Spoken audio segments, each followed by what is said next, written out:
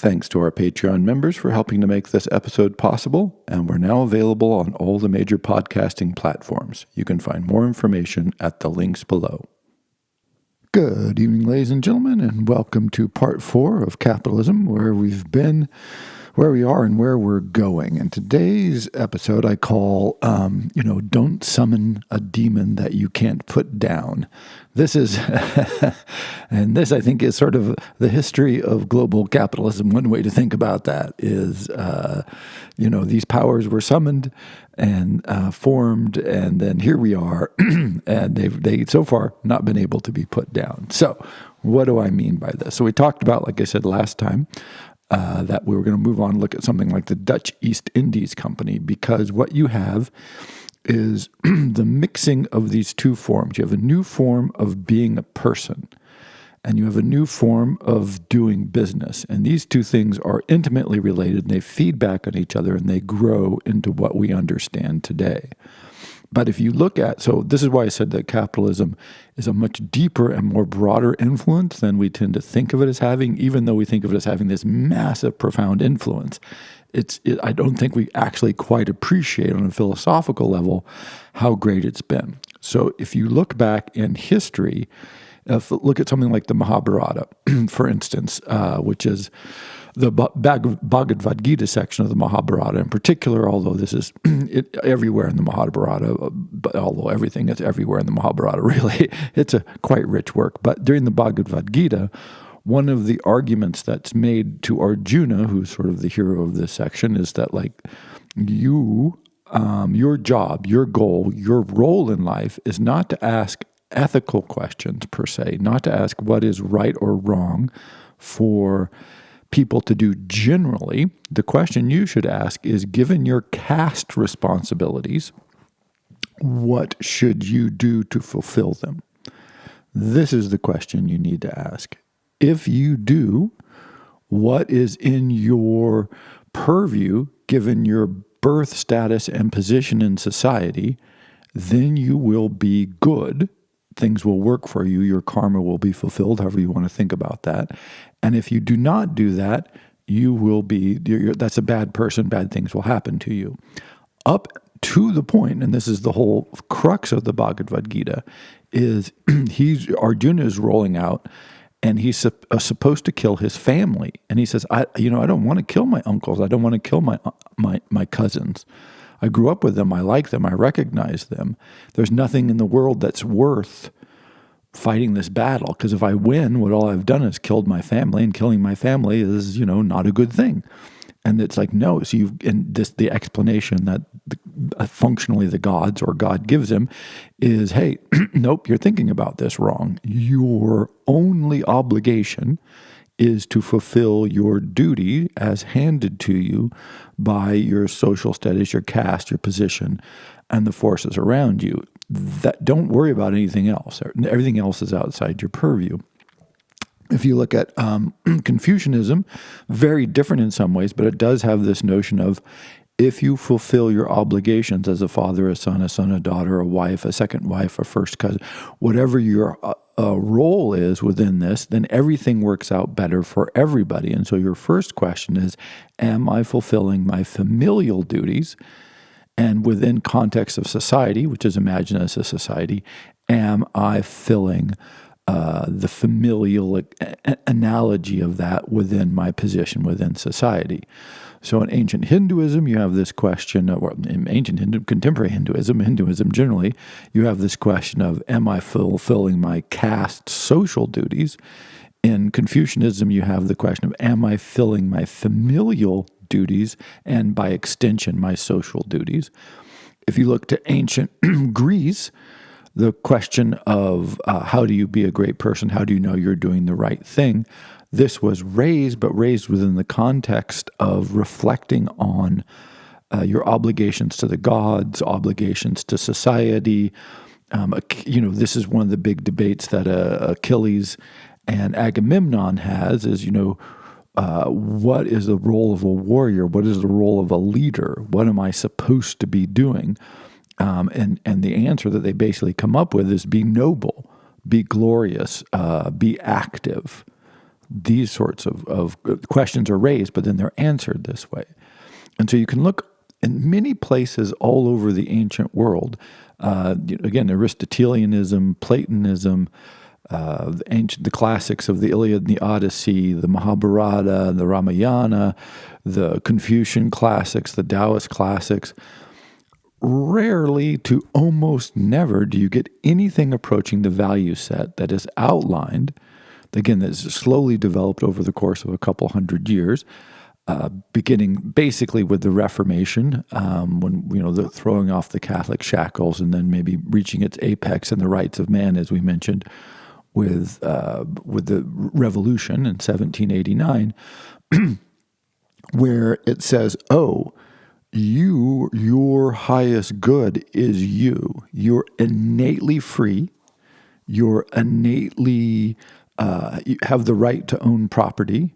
You innately have the right to pursue happiness, and that it is in the expression of those things, it is in a use of your freedom that you achieve your best, highest purpose and your greatest well-being." That concept is really pretty newish in the world. I mean, it's phenomenally, when you compare it to all of the other world systems, you go, oh, wow, this really is a new thing to emphasize this way. So again, the notion that rights are innate rather than given by a king or given by the gods or achieved, like that you earn your rights through doing something, or usually serving an aristocrat or serving a ruler or serving the gods in some way, and therefore you'll be rewarded with the kinds of rights and obligations and duties and privileges that one might want to have. The notion that we are in theory born with these inalienably has this incredible impact of cutting out. I don't need a king now. I don't even need the gods. By the way, there's a reason that this is intimately tied up with the Reformation, is because it fractured the sort of even the religious structure. So you have the fracturing of the religious hierarchy, and you have the fracturing of the aristocratic ruling hierarchy, because you have this whole series of complex, very disturbing, upsetting wars that launch this rethinking of the nature of the individual and the need for these powers. And so on one hand, you get this concept of like, oh, we have these new kinds of individuals. We have this new opportunity to express ourselves, and we don't need governments to intervene for us. We don't need a church to intervene between us and God. We can apply to God personally. And without a priest intervening before us, which is kind of a major breakthrough. Also, so if I'm obligated to God, let us say, and I don't need any intermediary, I'm not even obligated to the king. It's just me and God. So these sorts of dynamics are really taking off, but then they're married to, as part of these political and religious struggles, this economic development. And this is why I wanted to stop now and take a look at the Dutch East India Company, which is founded in 1602, as an attempt by the Dutch states, which are sort of amalgamated in a complex. There's still an aristocracy. There's still theoretical princes and stuff around, but primarily a sort of quasi-independent series of aligned states have grown up, and as an outcome, broken away from the Catholic powers around them, and they are very trade dependent. So this is I'm trying to simplify a very complex history here, but functionally, the Dutch states are very trade dependent, and they're surrounded by or neighboring. You've got Portugal is there, you've got Spain is there, you got France is there. So they're feeling exposed because they're like, hey, we're a Protestant state. These are very much more powerful states than we are. And our population is not that big, and we're hugely trade dependent. And Spain and Portugal were working hard to create monopolies of trade so that they would, gain the benefits of it, and they could cut the Dutch out. And so if you can't defeat the Dutch on the battlefield, and there were many wars and many battles fought, then, we can just weaken their economy to the point where, well, next week we'll invade them and then they'll have trouble. And you can see again how the threat of war and this continuous state of war or armed peace as it was creates a huge demand for capital. And then if you can get that capital, hey, you have a much better chance of surviving. So the Dutch political authorities got together and they said, let's organize all of our trade companies into a single one, because this internal competition and sort of division is inefficient and creates problems. And so we're going to create the Dutch East India Company, which was this crazy legal construction, but clearly allied with the state. This was to make the state stronger. That's the thing I keep wanting to emphasize, that these groves were intimately related for states striving for power. And they said, okay, so we're going to create this company.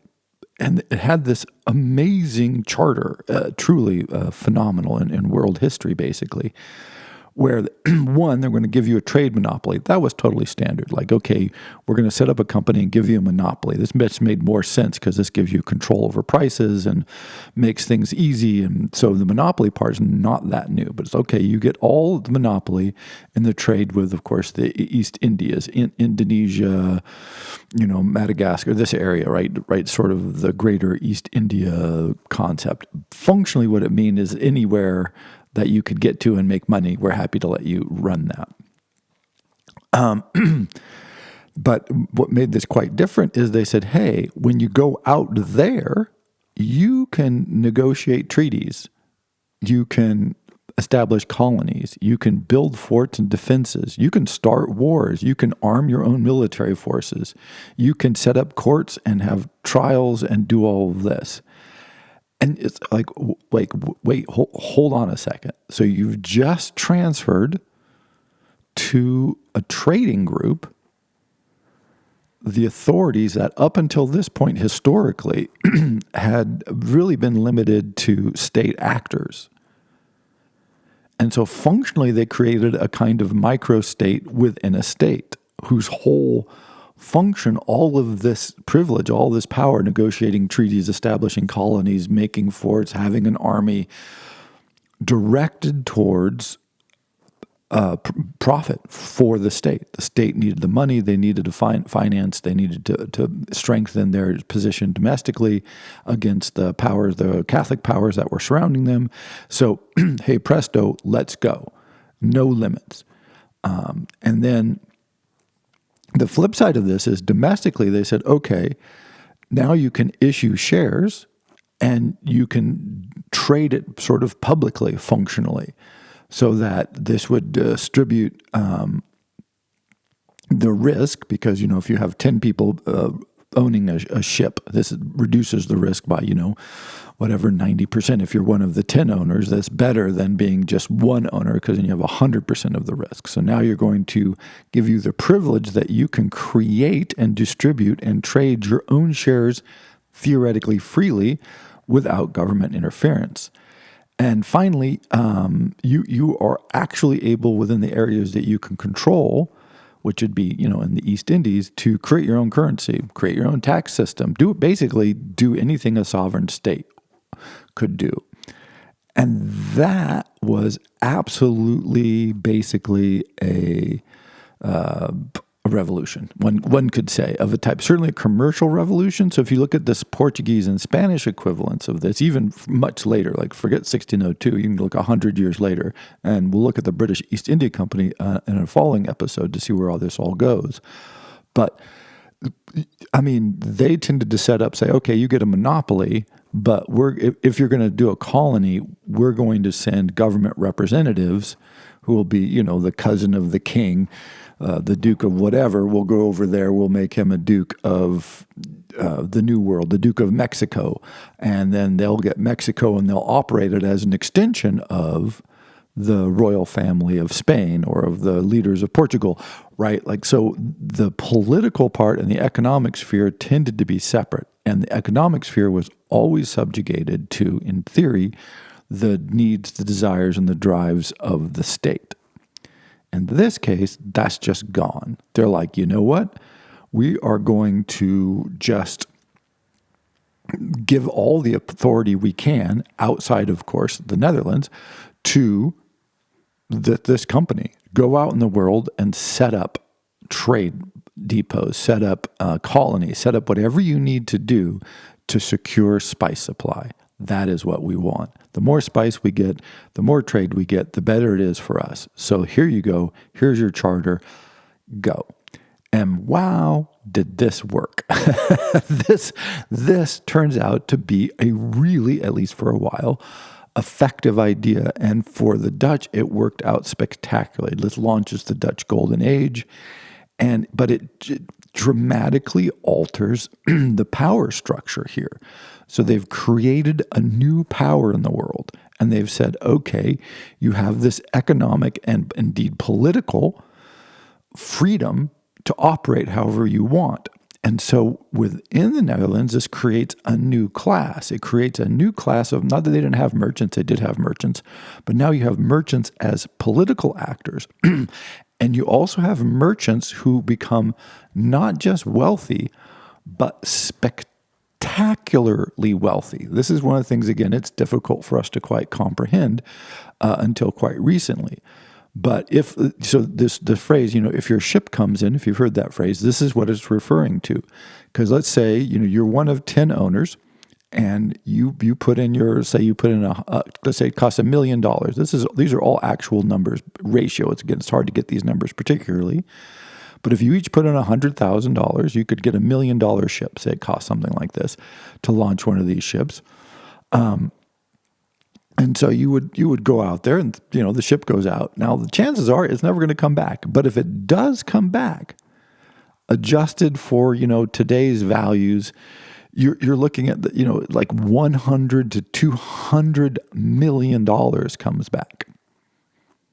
So you put in $100,000, maybe $200,000, depending on your share. But let's say you get a tenth. It goes out.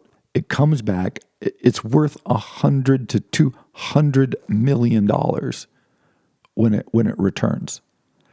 And so you're seeing a 100-fold increase in your investment. This is very, very attractive. Spice was hugely profitable. But again, what happens when this happens? Well, now you get this group of merchants, say 10 or 20, it doesn't, the number is not particularly, but they each just made like $10 million, which would make them income-wise, not political power-wise, not social status-wise, but income-wise, they just made as much money as like the wealthiest prince in the Netherlands, as virtually anybody except the King of France. I mean, so now you had these private individuals who are not nobles, who have been granted this special set of privileges and rights that has enriched them to the point where they have as much or more wealth than virtually any noble in Europe, within their sphere of knowledge. And so, wow, like that is, it's just hard to estimate what a transformation that was. And so as you become this wealthy, as you accumulate this much power that is associated with the wealth, as you start having colonies overseas, as you start being basically an independent armed military force that is working to help you return these kinds of returns or return these kinds of gains to your country, I mean, wow, right? This becomes A, very attractive, B, because this is also taxed, and because this, is generating this massive amount of trade within the Netherlands, and it gives them trade networks all throughout Europe, because the demand for spice, obviously the high price is being driven by this demand that far out exceeds any ability to deliver the supply. Just drove this expansion and this model and this wealth, and the rest of Europe was paying attention, and they're like, oh, look at that. Look what they're doing over there in the Netherlands. Like, first thing they thought is, well, let's throw our army in there and capture it, and then we'll get all that money, we'll get all that wealth. But that didn't necessarily work all that well. And so you have this capturing for a brief period of time for about 200 years. At one point, the Dutch East Indies companies, there are some estimates that say it was probably the most valuable company that ever existed, right? Like far exceeding Apple or anything today, like by a factor of 3 or 4 or 5. But again, it's hard to do these adjustments for inflation and the different social times and all of this. But it created an example of how you could do this, right? Like, if we create these companies that we extend these rights to with this particular kind of individual who is set on profit seeking above all, you might get these really incredible returns that allow you to survive, thrive, or dominate within your political and social sphere. And so you can see it starts this feedback loop running. Like, we need to change our tax structure. We need to change our legal structure. We need to extend some extra rights to some special people, our merchants, our traders, these kinds, so that they can mimic what those crazy Dutch people are doing, or look at how well Spain is doing from its colonies. Although the way Spain did its colonies is a little different. I mean, that would be a whole nother series of lectures. But just to note, Spain just found money, which had both benign, evil, and good influence on their economy. But the Dutch were really doing something quite different in a way than Spain was, and they didn't have the huge settlement prospect or push that Spain did. So it was their fleet and their trading was actually different in pretty important ways from the Spanish. But they were in competition with each other, and they understood this. And then, of course, you'll get the British East India Company, which I'll talk about. So you're laying the foundations here for a new force in the world. Like you read about ancient Rome, and it's like they had to import amazing amounts of grain into Rome every day to keep the population from starving, because the population at its peak was somewhere between 1 and 2 million people, and obviously there was you couldn't do that from just the region around Rome. It was wildly insufficient to deliver that kind of food supply. But what you don't read about and what you don't encounter is like the Archer Daniels Midlands of Rome. Like, this was administered by the government. It was run by state functionaries. It was recognized as a necessary function of the state to keep the people fed. Bread in circuses. This was the bread part. Keep them happy. Keep them fed. Keep the prices low. We don't have revolution in the streets. This is better for everybody. This was a military state function.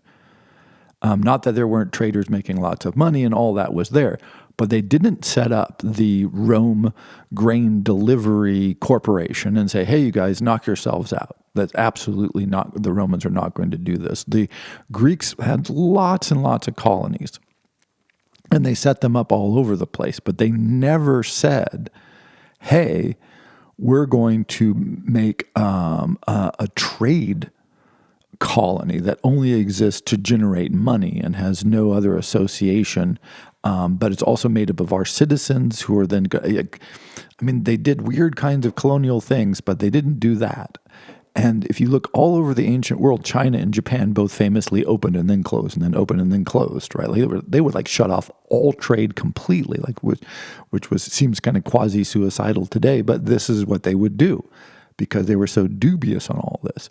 Well, now, like I said, the Dutch summon up. They create this legal structure. And again, the pieces were lying around, but they kind of assembled it, polished it up, and said, hey, let's launch this and see how it goes. And so it went. Boy, did it go. In some ways, we're still riding the Dutch East India Company. We're all living in the hull of a ship launched by the Dutch East India Company is one way to think about where we find ourselves today. But it's important to understand that this created a new dynamic, like a new power center functionally. It wasn't religious. It wasn't military. It wasn't state. It had all these elements. It's not that it didn't have any of those elements associated with it, because of course it did. And of course it is the expression of a legal structure created by a political entity protected by a military. This is also important to remember, right? So it is an expression of, an extension of that. But they created it and made it, quasi-autonomous and said, all right, go. We're not going to mess around with you. And that's the new thing. That concept of just launch, go, you return the spice, everything is right. Wow. And that took a special kind of people to invest in that. And so when I said earlier that look, they take the baker and the butcher and the brewer and the these individuals as models for how individual rights should be understood and expressed. These were rare people back in the day. So if you go back to ancient Greece, who are they always talking about? Oh, they're always talking about Achilles and Hector and, Agamemnon and all. They're not talking about merchants. They had merchants. The merchants existed. They knew about them. It's not that they never encounter merchants. Of course they do. Athens was a huge trade city, but when they looked to their models, it was the Iliad and the Odyssey what they looked to.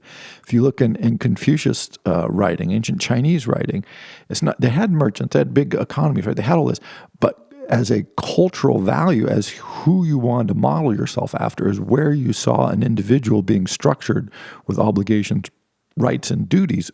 It was often monks or servants of the princes or Confucian service or these various different models, but they weren't by and large, or I'm trying to think, I want to say never, but there's so much text there. I want to just say God, but pretty rare. If it exists, which I'm sure it does, somebody can correct me below, but it's pretty rare for them to ever hold up merchants as this is who you want to be, right? This is the model of where we get our rights. This is the model of how we should create our behavior and know what we want to do. These are our values. When you launch those new set of values, saying here's a bunch of individuals, you can form your own corporation, corporeal, group of bodies, right? Corporeal, create a new body, and that body has this incredible set of powers and rights, both as individuals behaving within that group, and that group itself launched off into the world. And we're just going to sit back and watch as the rulers or patrons, however you want to think of it. Wow.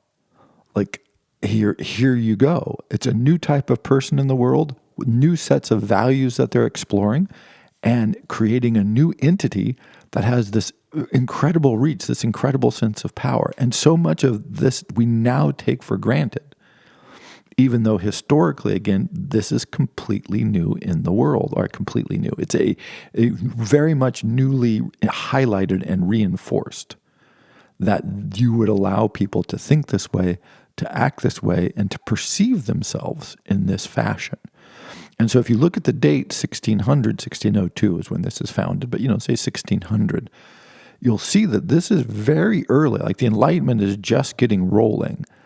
Some of the major Enlightenment thinkers aren't even along yet. The second wave of the Montesquieu's and the Rousseaus, right? We're still in the future. So what you see then is a lot of the Enlightenment ideals and a lot of the models for humanity that we hear about, that we talk about, Smith and Locke and Rousseau and Voltaire, they are reflecting dynamics that were already developing in their societies. And like I mentioned, it's a feedback loop where they're seeing these forces develop, going, this is good to unleash these people. It's good to let them go. It's good to give them this opportunity to experiment and try. That is the way that you achieve this. So this is also where, if you look at something like the Scottish Enlightenment, what comes along later, you get all the great Scottish universities are founded because these were people who were not Anglican, not Catholic, not Anglican, and they were allowed in these places to not study the traditional things in the traditional ways. And so this freed up their minds. But this is part of that feedback loop, is to say, the nonconformist university said, hey, again, as the name suggests, here's a place where you don't have to conform. We are going to let you experiment both literally and figuratively. Literally, where it's okay to run physical experiments, hence they made lots of advances in chemistry and mechanics and all kinds of things like this. but also intellectually in the sense that we're going to free the individual to follow their own conscience. And that we think if you do that, good things will come from this. And, well, hey, the Scottish Enlightenment, hello, that's pretty good.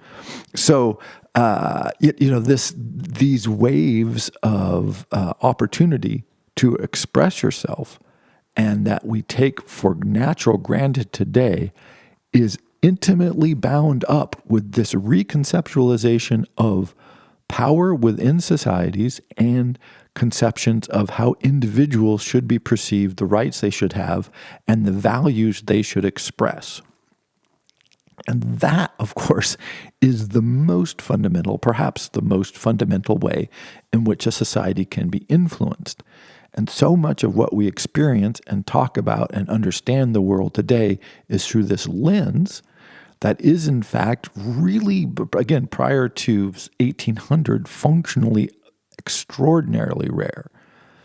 1602 may be the official birth date. If you want to give it a date, I would say that's as good as any, but it's around there someplace. 200 years later, it's really going. This is when it becomes more widespread because, again, like the French Revolution helps press this, but also the technology presses this, the growth of colonies, the interconnected of global trade and administration, all of these forces grow out of and feed back into these two new and related powers that are unleashed in the world. However, and this is what we'll talk about next time when we look at the British East India Company and the development of individual rights, again, these all sort of go together, don't summon that which you can't put down. Because when the British copy functionally what the Dutch do for the exact same reason, to compete with the Dutch, to compete with the Spanish, to compete with the Portuguese, well, it's such a perfect encapsulation of everything we think of as being so modern and all the problems that we have today that I hope you'll laugh. I think you'll laugh or cry. I don't know. I never know which is the correct response. I tend to lean towards laughing. But what we'll see is every corporate problem you think we have today was developed by the British East India Company, and they did it better or worse. I don't know how you would phrase that. So, for part 4, now that you launch these things into the world, what you see is they become independent powers. It becomes much more difficult to control these economic actors, and ipso facto, it becomes much more difficult to control the values and the mindset of individuals who are enmeshed in these kinds of systems.